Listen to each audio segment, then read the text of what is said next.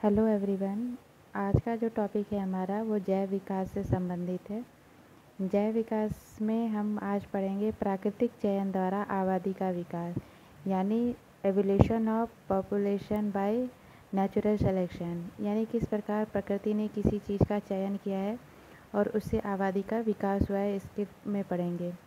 जैव विकास या हम कार्बनिक विकास के प्रमाण द्वारा सिद्ध कर सकते हैं कि पृथ्वी पे जो भी जीव रहे हैं वो पहले से ही उपस्थित उनकी जातियाँ रही हैं। वो भिन्न भिन्न क्षेत्रों में भिन्न भिन्न दशाओं के कारण भिन्न भिन्न प्रकार से, या हम कह सकते हैं नई आबादी का विकास हुआ है या नए जीव जंतु का विकास हुआ, यानी कि पहले से ही उपस्थित कोई भी जीव रहे हैं वो विभिन्न क्षेत्रों में या विभिन्न दशाओं में या विभिन्न प्रकार की गतिविधियों के द्वारा नई जाति की उत्पत्ति करते हैं।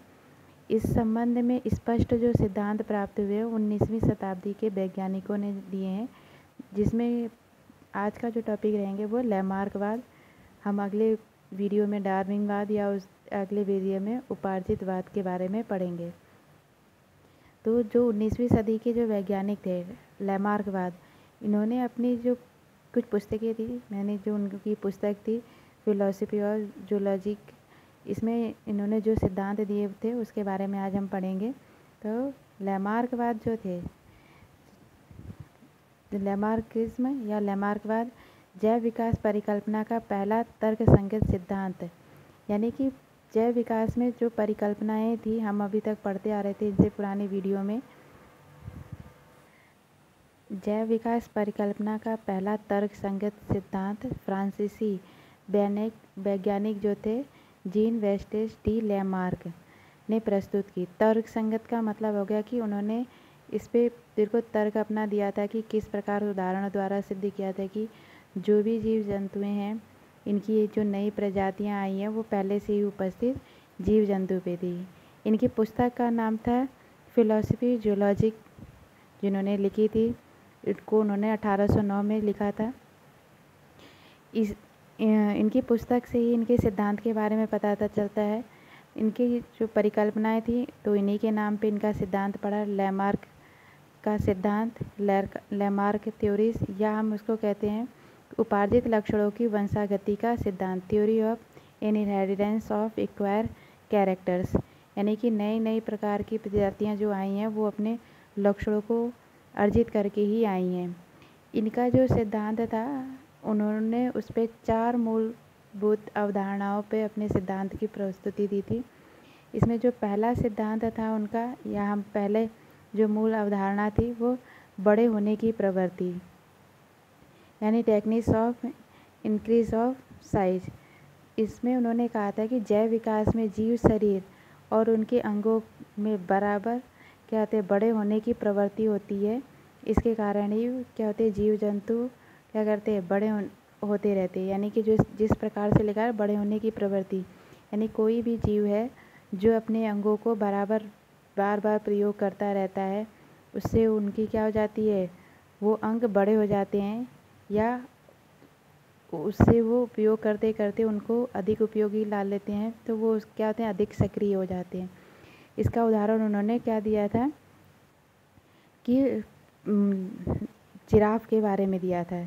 जिराफ की जो गर्दन लंबी है या उसकी जो टांग लंबी है, उसका अधिक उपयोग होने के कारण इस पर क्या होता था कि उसका जो टांग लंबी है या गर्दन लंबी है तो ये किस पे आ जाती है, बड़े होने की प्रवृत्ति, यानी अंगों के बार बार प्रयोग होने से उसकी टांग और उसकी गर्दन क्या हो गई है, लंबी हो गई है। दूसरी जो मूल अवधारणा थी वो वातावरण का सीधा प्रभाव। वातावरण का जो सीधा प्रभाव था, डायरेक्ट इफेक्ट ऑफ इन्वायरमेंट्स, उसमें क्या था कि जीवों की जो जीवन रीतियाँ होती हैं जैसे आचरण, स्वभाव आदि का वातावरण परिवर्तन का सीधा प्रभाव पड़ता है, और इस प्रभाव से शरीर की आकृति, रंग, स्वास्थ्य, विकास आदि लक्षण भी प्रभावित होते हैं। कुछ अंगों का अधिक और कुछ अंगों का कम उपयोग करने की भी आवश्यकता होती है, यानी इसका कहने का मतलब है कि जीवन की जो रीतियाँ होती है, जिस प्रकार का आचरण जीव करता है, स्वभाव करता है, हाँ, जिस प्रकार की उसके शरीर की आकृति होती है, रंग होता है, स्वास्थ्य होता है, ये सब भी इस पर सीधा प्रभाव पड़ते हैं। हम इसका उदाहरण दे सकते हैं कि भारत में रहने वाले ही जो जातियाँ जिन्हें मनुष्य जाति कहती है, जो दक्षिण भारत में रहते हैं, उनका शरीर क्या होता है, लंबा होता है, उनका रंग क्या होता है, डार्क होता है। उसी की अपेक्षा हम करें कि अगर हम पहाड़ी स्थानों में रहने वाले जीवों की बात करें तो उनका शरीर छोटा होता है, उनका रंग गोरा होता है। तो यानी किसी भी प्रकार से भी वातावरण इसका सीधा प्रभाव डालता है। तीसरा जो मूल अवधारणा थी वो अंगों के अधिक या कम उपयोग से आती है। इसमें उन्होंने बताया था कि वातावरण परिवर्तन के कारण जीवों में विभिन्न अंगों का उपयोग घट बढ़ जाता है। अधिक उपयोग होने से होने वाले जीवों का विकास, अधिक या कम उपयोग होने वाले अंगों का विकास कम होने लगता है। इस अवधारणा पे उन्होंने क्या था, अंगों का कम या अधिक उपयोग का सिद्धांत भी प्रस्तुत किया था।